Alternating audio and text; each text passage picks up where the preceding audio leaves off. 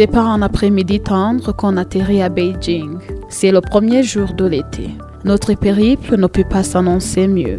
Notre délégation, qui arrive dans le cadre de la vaste initiative « La ceinture et la route », anticipe avec enthousiasme la découverte de cette ville-monde, mégalopole insaisissable de 23 millions de population et qui ne dort jamais. 2 jours à la base, comme l'appelle notre cher guide François, c'est-à-dire à l'Institut national de recherche et d'administration nationale de la radio-télévision chinoise qui nous héberge, à apprendre l'histoire et la transformation de la Chine et enfin la meilleure partie de notre séjour, la découverte de Beijing. La place des 2 tours, la tour de cloche et celle du tambour qui renseignaient sur les horaires de la journée, alors que la Grande Muraille reste une infrastructure emblématique de la bravoure du peuple chinois. Ce système de défense efficace contre d'éventuelles menaces est aujourd'hui un lieu touristique par excellence. Les soirées et les routes animées de Beijing font tomber tous les clichés sur la Chine avec un peuple merveilleux et bienveillant.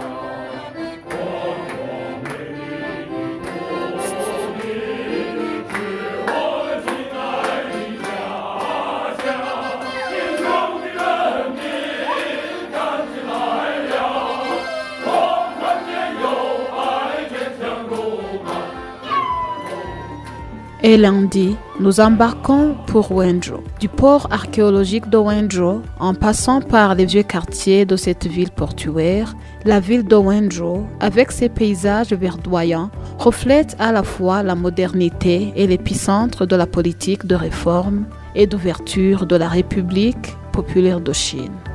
Le port millénaire retrace le parcours des navires qui ont emprunté l'ancienne route maritime de la soie vers le reste du monde. Un signe éloquent que la Chine a toujours joué un grand rôle dans le commerce international. Il faut noter que Wenzhou est le point de départ de la plupart de la diaspora chinoise dans le monde. Le développement des infrastructures, la technologie de pointe et les voies de communication ne sont pas un fruit du hasard. Depuis la période antique, la Chine n'a cessé de se réinventer et de renforcer sa position à l'international.